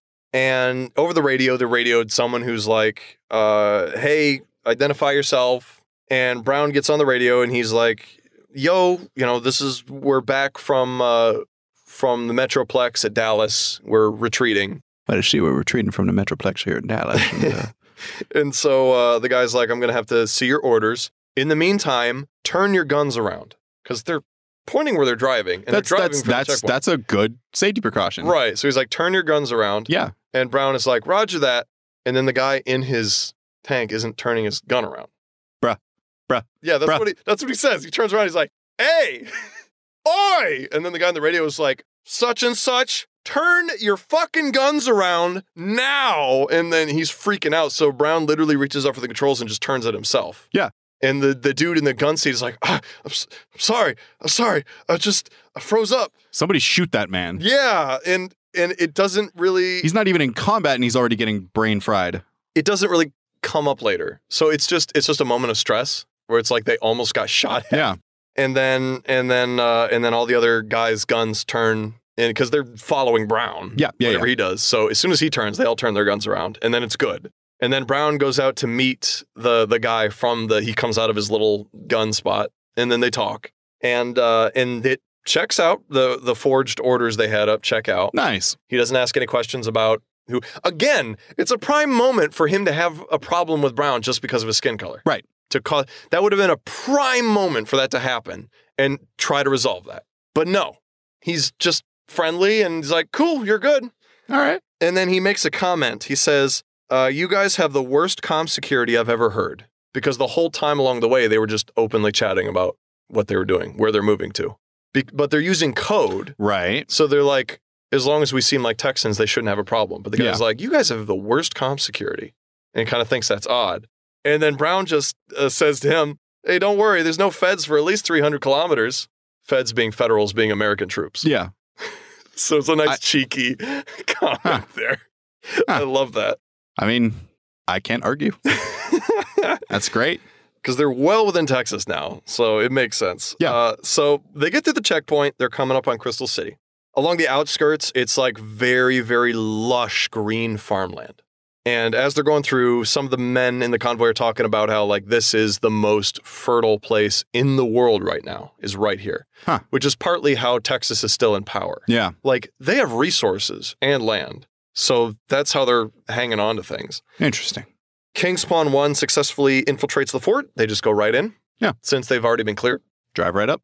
Mistra is talking for them. So, like, Brown was in head of the convoy. Right. But now Mistra is, since he's the commanding officer. And is he going as General Mistra? He's not a general. He like, everyone kind of took demotions. Okay. To blend in. So he's like, I think he's just Colonel Mistra. Okay. And then Colonel Soul is bumped down to Sergeant Soul. Okay. But they're not, so he's not under suspicion as a known traitor. Right. That comes up later. They know he went MIA, and that's all they know. Okay. So they go in, no problems, and they're like, we're back from... Dallas. Well, first, when they roll in, they're just like, we just need repairs. Yeah. And then we're back on active duty. And so they roll up the tanks to the garage or whatever, and they drop them off. And then Soul and Mistra immediately go to the general in command of the fort. Uh-huh. Right? And his name is General Fowler. Cool. They give him their cover stories. They're like, look, we just came from Dallas. We were sent to reinforce, but by the time we got there was nothing we could do. So we retreated. Yep. Fowler completely buys their stories. And he's like, oh, yeah. Oh, well, glad to have you boys back. We'll be sending you to Houston pretty soon. We've heard word there's forces heading that way. Nice. So these guys were hoping like we have like a day or two of repairs. Yeah. And Fowler's like, I want you guys to be repaired, ready to roll by sundown. That just seems absurd. Really fast. Yeah. So really fast. And also they're leaving at night. Well, they got there early morning. Oh, I see. Right. So they still have the full day. But they're still leaving at night. Right. So the general's like, get your stuff fixed, get rested, because we're going to be sending you out right away because we need you. Yeah. And they're like secretly like, ooh, that puts a damper on our plans, but we'll work with it. We'll make it work. Manage. Around this time, KP2 arrives outside Crystal City, just over some dunes and stuff, so they can't be seen from the city. And Myra is like on the edge of the dune with 3 other people, and they're in disguise. So if someone does see them, they just look like farmers. And so she's using a periscope to scope out the fort. And they know at this point that KP1 has gotten inside. Right. So like now our whole job is just to wait for Sol to signal us, and then we start bombarding the fort. Yep. Provide cover. Yeah, that's all we can do, and hope that nobody finds us out here. Right. And then so it's back to Sol and Mistra. They had lunch with the general. Nice. While they debriefed him. Tuna salad? I have no idea. And then during the meeting, they let him know that the Bean sank, the cruiser. Yeah. Fowler is upset. Well, yeah. He's like, what the fuck is that cruiser doing in Dallas? Oh. He apparently had no idea. Now, there's an element to the Texas government. I didn't mention it because it doesn't play a part until this part of the book, but they're called the SA. They are the Sons of the Alamo. Ah. It was a group, it was like a militia group at the beginning of the war that grew in power over time. Yep. And now they're like a fascist sect of the military. So they're Proud Boys. Essentially, yeah. They're compared to the SS in this book. Interesting. That's a good name for something like that. The Sons of the Alamo. I know. I was like, yeah. It's a good name, but it's too close to reality. I don't like it. It hits right here. Yeah. So he was just 30 years early. So yeah, a lot of this, I'm like, I can totally see a lot of this happening now. Oh, for sure. And this was way back in the 70s. Like, yeah. God damn. Things haven't changed a whole lot. The only thing I don't see would be maybe Israeli mercenaries in U.S. Right. Or Israel just not being touched by war. Yeah. That seems very far-fetched to me. So far, everything else checks out. Right. Everything else is like, okay, I can see it. Oh, and I think, I think Ireland was the first to start nuking people. What? Yeah. It's, from what I remember. They have a Napoleon complex. They nuked England and China, and then everyone fucked Ireland. Yeah. And then China started attacking the U.S., and it was like a whole mishmash. But that was hilarious that Ireland. But of course, this was back when Ireland, because there were like military groups. The IRA. Trying to, they were a thing way back in the day. So I think it makes more sense when this book was written. Right. To be like, they may become a militant power. Yeah, the IRA succeeded. They took control of Ireland, and Ireland then hates England even more than the rivalry that they already have. So they... That's interesting. And somehow boys from Erie caused that to happen. I don't know. That's still so great. And so the SA controls a lot of the military, and they are the intelligence organization of the military. Okay. So Fowler is pissed off because he's like, the fucking SA. They didn't tell me. They just went and did it. They didn't tell me anything, and I'm supposed to be trying to run this shit. Yeah. They didn't tell me. They went and did it, and then it got blown up. So he calls the head of the SA at the fort. His name is Kyburn. Wow. Or Kiburn. I think it's Kyburn. No, it's Kyburn. Yeah, Kyburn. And he's pissed off, and he's like, what the fuck? And then so Kyburn's like, why don't you send those guys over here? Talk to me. We'll sort this out. So after their lunch, they have to go speak to Kyburn. When does he start working for Cersei Lannister? Kyburn? Yeah. Is that a name from Game of Thrones? Yeah, he's the maester guy who was like expelled for experimenting on people. Oh, shit! Is his name Kyburn? I forgot all about his character. Yeah, I think it might be Kyburn, something like that. Sadly, nobody from Game of Thrones shows up. Oh, it's very sad. Man. So they go talk to this guy. This is now, is it Sol and Mistra? Yes. Okay. And they're going by their real names, by the way. There's just their rank and what their business is. Sure. Because information in general is very slow at this time. Yeah, and the more complicated the lie, the harder it is to keep up. Exactly. So they're like, battle experience, same, name, same, rank, different, but it's easy since they've both been those ranks before to pretend that. And then how they got there is the lie, right? So they're trying to keep it as real as possible. And of course, Mistra used to be Texan. Right. So it's super simple for him. Yeah. He's like, hey. It's like, those fucking Greg Americans. over there can vouch. Yeah. He like knows everybody. And he's like, those fucking Americans. I fucking hate those dogs. Yeah. And Sol doesn't really have any horse in the game. It's just. I'm being paid. Yeah, I'm getting paid. Whatever you want to say, I don't give a shit. Yeah. And so this is about midday when they go see the Qyburn, right? And they talk with him. Qyburn's a bit more skeptical. Yeah. And really puts the screws on him. That's what you do when you're head of intelligence. Right. And they push back. Yeah. And he believes their story. Nice. Right. Or does he? I mean, this is a part of the book where it started grating on me because it reminded me of I Married a Lizard Man, where things are just going well. Yeah, there's been conflict, but no real conflict. Exactly. And I'm like, I want these people to be in danger, but they have just handled themselves so well. Yeah. It's not that fun. Until the SS officer shows up, and I'm looking forward to this. Yeah. And then he doesn't smile at their plot. And he's like, oh, okay. And so afterwards, Fowler is like, your men need to have a night on the town. Like, we'll handle repairs. And he's like, we don't really want you handling our repairs, and they don't need to go on the town. You just we're good. Just trust us. Yeah, just trust us. And Fowler's like, no, I insist. We'll handle repairs. You guys have a night on the town. Crystal City is the best, place for entertainment this side of Houston or whatever, Yeah, because everywhere else is like 4 days away. And so they're like, all right, we'll keep key players sober, keep an eye out on things, and then the rest of the men just do whatever. Okay. Cut back to Myra. This is now like nighttime. Yeah. She's in the same spot. She's just been staking out, and out of nowhere, there's men on horseback. Oh. That she hears coming towards her, and the other three are with her, and she's like, fucking scatter.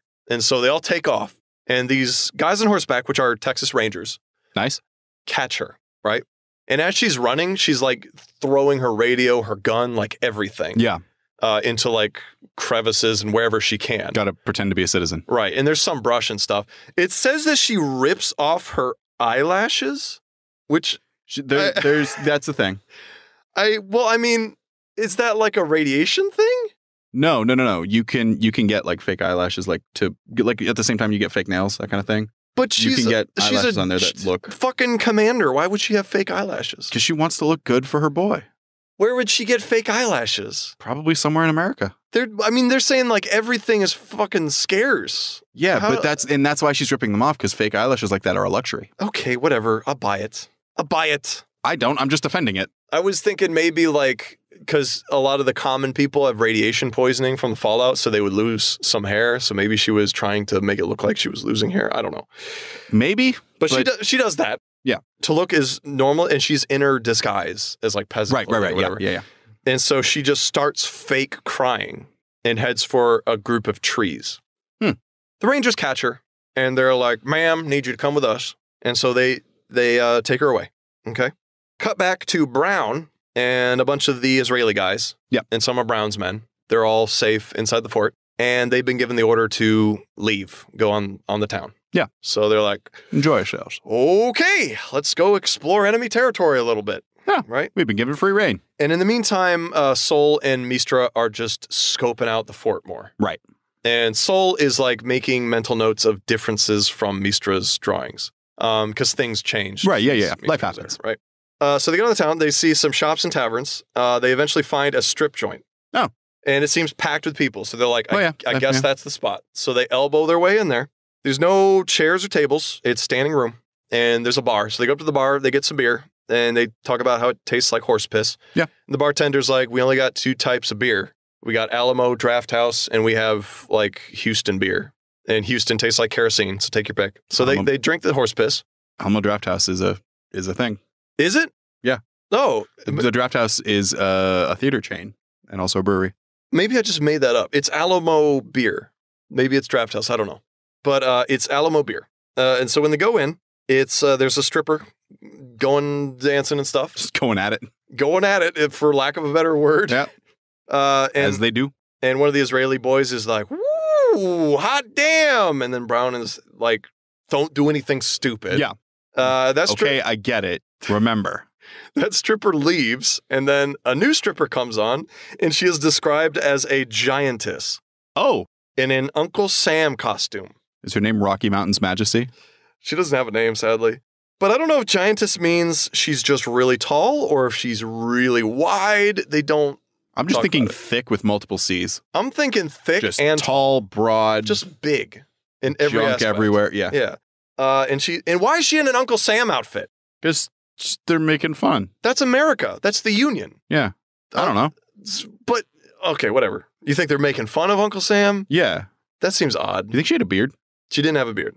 She had massive tits, though. Yeah, Rocky Mountain's Majesty. So they all leave the strip club. That's the name of a stripper in the show Married with Children. Really? Yeah. That's pretty good. They leave the strip club, find another bar. When they order the drinks, Brown notices a cockroach sitting above the bar against the wall. And it's larger than a dinner plate. Oh, no. It's massive. No. But after looking at it with alarm for a second, he realizes it's stuffed. It's just mounted on a board. No. And then the bartender is like, yeah, my son Billy done shot that like a couple months ago. It's a beauty, isn't it? If you have to describe a cockroach as being shot, I'm out.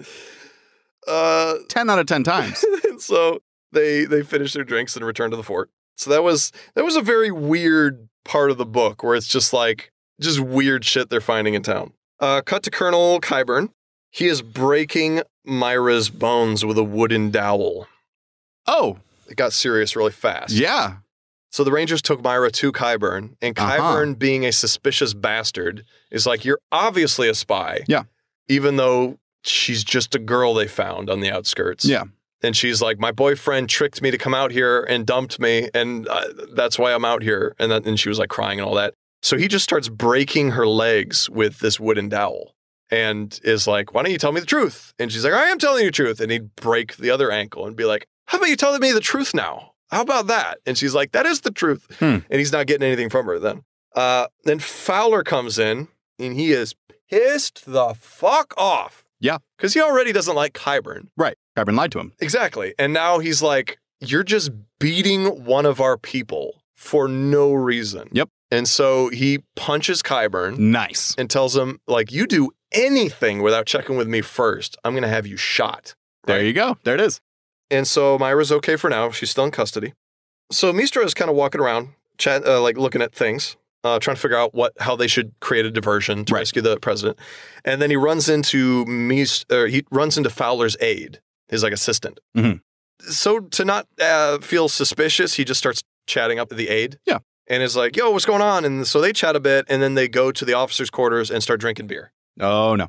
Mistra's pacing himself. He's like, I can't afford to get drunk right now. Yeah. And the aide is just slamming him because he's like, Qyburn just challenged Fowler to a duel. Oh. Which is a thing in Texas at this point in time, is you can duel people. So he's like, I don't know what the fuck's going to happen, because if Fowler kills Qyburn, then the SA are going to make it hell for us. Uh-huh. And if Qyburn kills Fowler and takes over, it's going to be hell for us anyway. Yeah. So there's no win in this situation. Not for the middleman. He's depressed now. Yeah. So they're drinking, and he kind of lets Mistra know information and stuff. He now knows that Myra has been captured. So he goes and tells Sol that. Sol is like, ooh, fucking hell, got to focus on the mission, because that's what I'm here for. As hard as it is, I got to focus on the mission. 30-year vet. Yep. Sol sends some guys to go check out at the comm tower to see if there's any mention of the Cuba invasion. Yeah. So he sends Brown and another guy, a Texan. And so they go and they're like, hey, you got anything going on up here? And they're like, no, not really. Like, really? Like, no mention of, like, anything? Hey, did you hear about that attack in Cuba? I mean, did you hear about the fact that Cuba's hey, did you hear? How's the weather? And so they're like, well, we did hear that there was an Israeli company coming in soon. Oh. Headed up by Colonel Yaffe. And Brown is immediately like, ooh, that's a bad thing. Because Yaffe knows Sol. They're buddies. Oh, no. On opposite sides now. So as soon as he sees them, their cover's blown. Yeah. And he's coming in a couple hours, which is about the time they estimate Cuba will be under attack. Uh-huh. So it's going to be fucking clutch. So Brown is like, we got to go tell Sol right away. Yep. And the Texan guy's like, yeah, you go tell Sol. I'll go find Mistra and tell him. Is he? Is he saying that? Is that what's happening here? Well, they part ways. Uh-huh. And then after 2 seconds, Brown is like, fuck. And then he goes to find the other guy. Oh, yeah, that's a great... Wait a minute. And then he finds the other guy who is, I forget where he's headed. I think he was heading back to the comms tower. Mm-hmm. And he confronts him and he's like, bruh, what's up? Bruh. And the guy kind of knows that Brown caught wind and he's like, look, if that guy comes in, our cover's blown. We have no chance of pulling this off. We have to surrender. So Brown pulls out a knife and slits his throat. As you would. Yeah. There's no fucking around now. No. So he slits his throat, hides the guy's body. Game on. He takes off his shirt because it's covered in blood. Right. A Texas sergeant sees him and he's like, what the fuck are you doing out of uniform? Again, another moment to inject some racism if you want to do that. I think you're just looking for racism. I'm looking for a reason they talk about racism. Uh-huh. Because they don't do anything with it. People are racist to Jews and nothing is done about it. That's all that happens in this book. Mm-hmm. But they talk so much about racism, you would think something would happen other than that. You would think. But no, he doesn't do anything like that. He just says you're out of uniform. So he's like, get in uniform or take the hat off. Yeah, one or the other. Yeah. And so Brown gets off scot-free, right? It's good. Oh, cool. Yeah, again, it's all good. It's all patched up. So a little while later, it's like an hour later, sirens begin sounding. Ooh. The Cuban invasion has begun and everyone is getting readied for anything. Nice. Awesome. One of Sol's men destroys the communications array. Nice. He like sneaks underneath where the wiring is and puts a charge on, sets it off. And then he sounds the gas alarms. Ooh. So chaos. Yeah. Nobody can communicate because comms are out. The gas alarm's going off, so everyone's trying to get gas masks. Total confusion, which is exactly what they planned, right? Yeah, for sure. So Sol immediately jumps into his tank and gets on his radio and starts radioing KP2. Yep. And it's like, you guys need to start the bombardment right now. And he says there's like a couple minutes where it doesn't happen, and he's worried that they're not getting his signal. Right. But then he sees the roof of the barracks explode. And he's like, okay, they got it. Qyburn takes the hostages, being Myra and the president, into a bunker. Oh. Right? Like down underneath everything. Yeah. Sol and some of the other guys start storming the areas trying to find Qyburn and the hostages as they're moving, and they run into Fowler. And Mistra and Sol got to shoot Fowler. Huh. And Fowler's not dead. He's like there's like 2 guys and Fowler that are left alive, but they're not in fighting condition. Right. And Fowler's like leaning against the wall dying because he's shot in the abdomen or something. Ugh.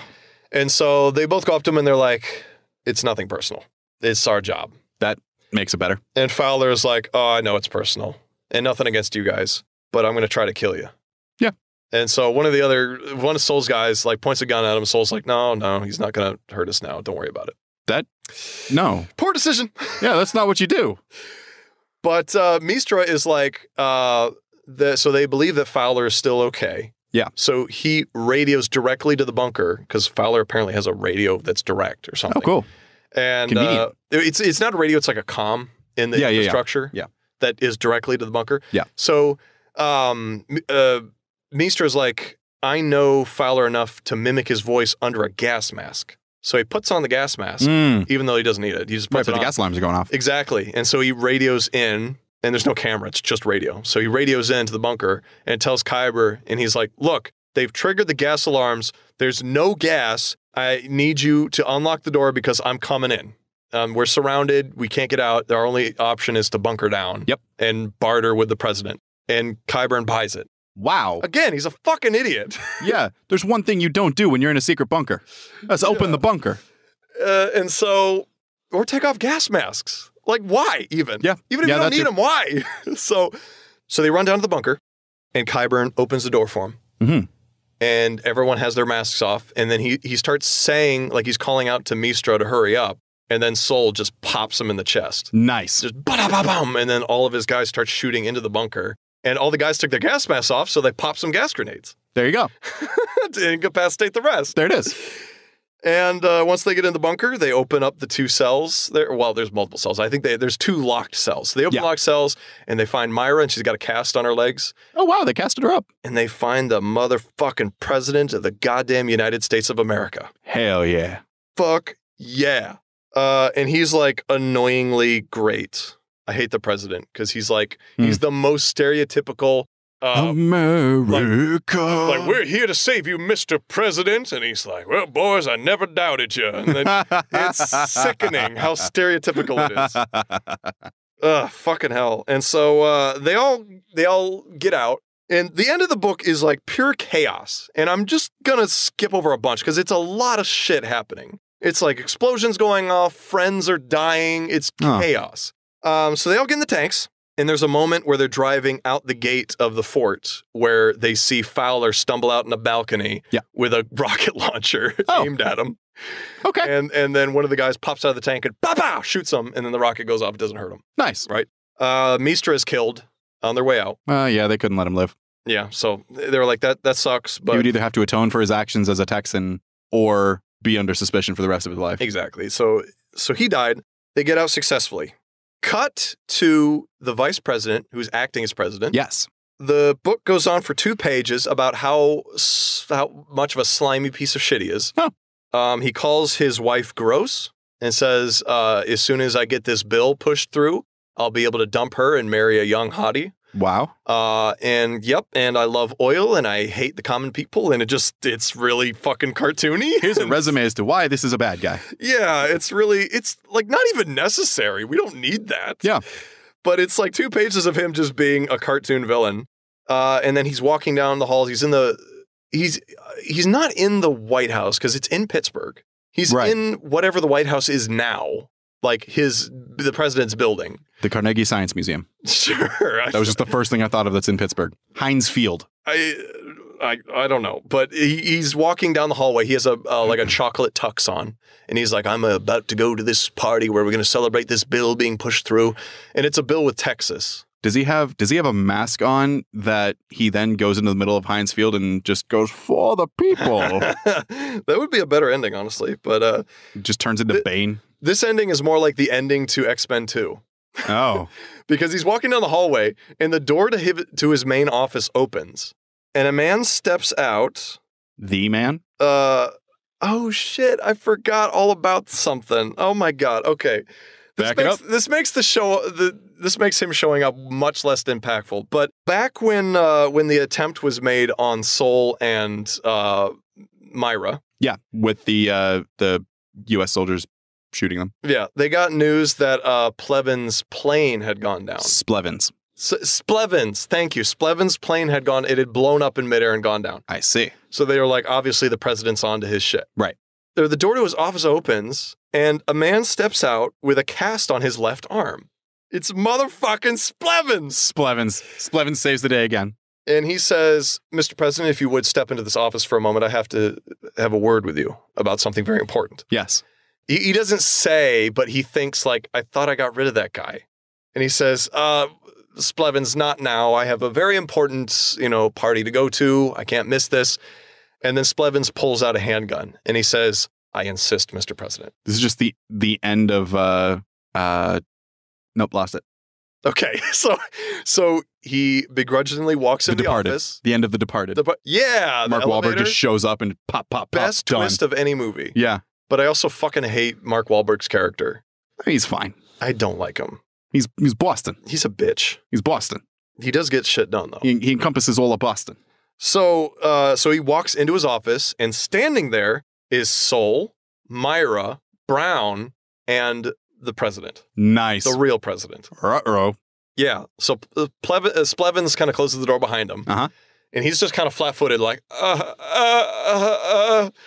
Hey, guys. And then the actual president is he's the best because he's very friendly, and he's like, Bill, I just got to thank you for the magnificent job you've been doing while I've been gone. It's so great to have someone like you to depend on. And he takes the bill, the Texas bill that he was celebrating earlier, starts tearing it up while he's talking. Is that how that works? Is there only one copy of that? I don't know. That's what the book said. So But he's just like, Bill, I just got to thank you for the wonderful job you're doing. How's your wife? How's your wife doing? He's like, oh, she's fine, I guess. Oh, that's wonderful. And then he tells, I think one of the aides, president's aides walk in and is like flabbergasted to see the real president. And the real president is like, oh, Audrey, would you please tell my wife to meet me here in 45 minutes, please? Thank you. And then she walks out, kind of, flabbergasted. Yeah. And then it's great. He's just like rubbing it in the face of the vice president guy. Yeah. It was like, there'll be some people to come pick you up, and I think you know why. And that's basically the ending. Just American as apple pie, that is. Yeah, it's like that's the ending. Is the president being super cheeky about ruining his plans and being president again. That's awesome. And it's essentially like happily ever after. They don't explain what happens after that. Huh. Well, the end. What an ending. I think I'm glad I read this book. Mm-hmm. It was definitely I'm upset for one thing. What's that? It's called the Texas-Israeli War. But it was not a war between Texas and Israel. No! Israel was not at war with anybody. Yeah.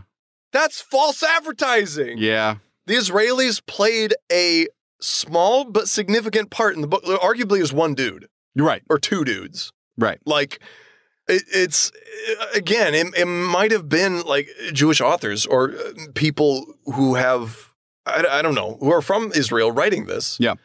And no hate at all. I'm just saying, don't call it the Texas-Israeli War if when it's really a war between the United States and Texas, and Israel just happens to be like one company of mercenaries. But to their credit, that's why I bought the book. So we never saw any interaction between Sol and his friend, his enemy tank commander? Like that just never? No. Wow. He never showed up. Huh. No. Huh. All right. There is quite a bit of the stuff that comes up that doesn't ultimately matter. Yeah. But at the same time, it always serves a purpose. Right.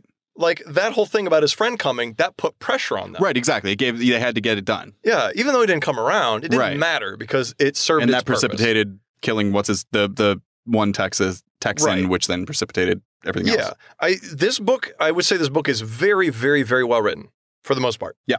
Other than like just questions I have that are unanswered, like certain themes in this book that don't seem to serve a purpose as far as I can tell. Yeah. Maybe I'm not smart enough to decipher it. I don't know.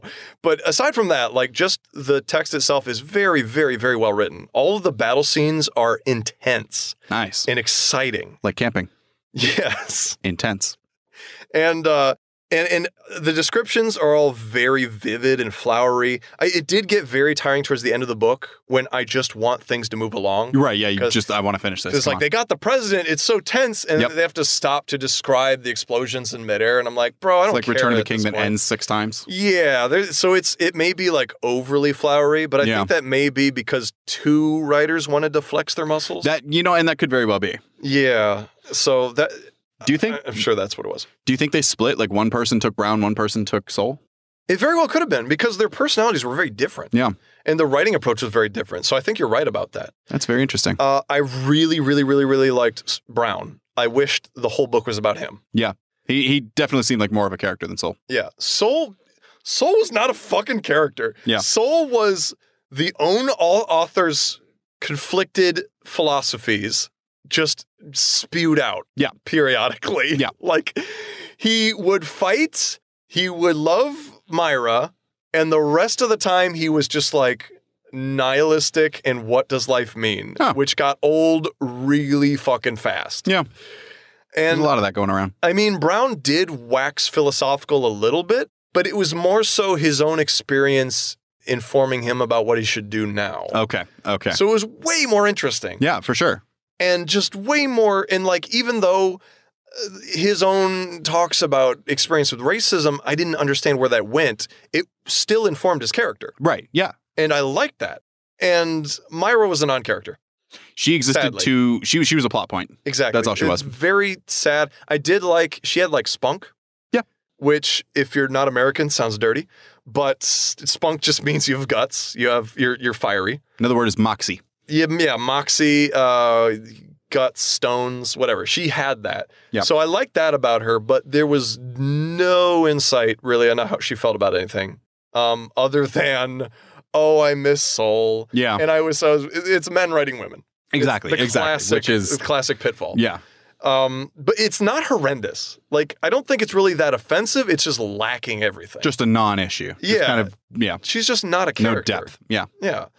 So definitely Brown was the only real character. That's funny. I think Mistra was more of a character than Sol. Mistra was interesting. Yeah, because he was a turncoat. Yeah. And nobody trusted him to do his job. Right. And he even isn't even sure where his loyalties lie. Yeah. Which I didn't go into, but he's like, I know Texas has no future, and that's why I betrayed them. Oh, sure. Yeah. But it's not like I believe in the United States. Yeah. Yeah. It's just, I'm just doing what I have to do to survive. And I know nobody trusts me, and I don't even trust myself. Yeah. Because I don't know where I'm headed. I'm just doing what I can. So, like, he's even a more interesting character. So, like, just overall, it was an enjoyable experience. It had some very dull moments. Some of the interactions with just random people were dull. But it was still like, here's how the authors think that the apocalypse might look like. You know, how people might survive. So if you're into that, that's cool. Like I said, a shit ton of tank porn. If you're into tanks and artillery and all that, you'll love it. Because there's a lot of military jargon that I didn't even bother looking up that I didn't understand. But as far as the plot goes and their movements and strategies, it's all very, very, very simple and enjoyable. So at the end of every episode of this show, the person who read the book is going to give a book rating. You've probably heard that before. But our rating system consists of 5 levels. So we have toilet paper, which is the book is only worth the physical material it's made out of. It's absolute garbage. Yep. Shampoo bottle. But what's that? Nothing. Okay. Shampoo bottle. It's better than nothing. IKEA manual, which is competent but not entertaining. Kindle Pick, which is worth buying but electronically or discounted like on sale. And then hardcover, which is like an instant classic. So, Captain Phillips. Yes. What is your rating? I think my rating for this book is definitely a Kindle Pick or, buy a discount. Oh, yeah. Which I did. I bought a used bookstore for like $3. Nice. And absolutely worth a read. I wouldn't say it's a hardcover because I'm never going to read it again. Do you regret spending $3 on it? No, I don't. Okay. It's definitely worth purchasing and reading. It's fun. It's really fun. Like I said, the action is really intense. Yeah. The authors are very, very colorful and creative with their language describing the battles. Oh, cool. So I was definitely entertained with like 70% of this book. But I can't say hardcover. I'm not going to read it again. I probably won't even keep it. Yeah. But it was something that's just worth picking up and then. Yeah, it's fine. It was fine. It was a pump and dump, as they say in the stock market. Yes. Nice. Fantastic. Well, we have been a page too far. You can check us out. We have our socials are up on Instagram and Twitter. They're a page too far in both of them, at a page too far. We have our Gmail. You can write us in at a page too far at gmail.com. Spelled out a page TOO far. That's right. On all platforms. It's all the same. And then patreon.com/a page too far. If you want to support us, we have bonus episodes, outtakes, polls. We got the works. All kinds of stuff. We have so much extra content. And it's fucking hell. We have so much extra content. He can't think of any at the moment. Right. We gather your thought. You're already going to edit this. I'm so hot. I'll say. Say what you need to say. So yeah, if you want to support the show, please support us on Patreon. We don't run ads. We want to keep it that way. But, the show does have a bit of a budget. It can kind of eat into pretty quickly. So please support us if you can. There's no obligation. But we do have a lot of fun stuff planned in the future, too. We have a lot of different types of episodes coming out that we're really looking forward to. So thank you for listening. Thanks for listening, guys. Bye-bye. Bye.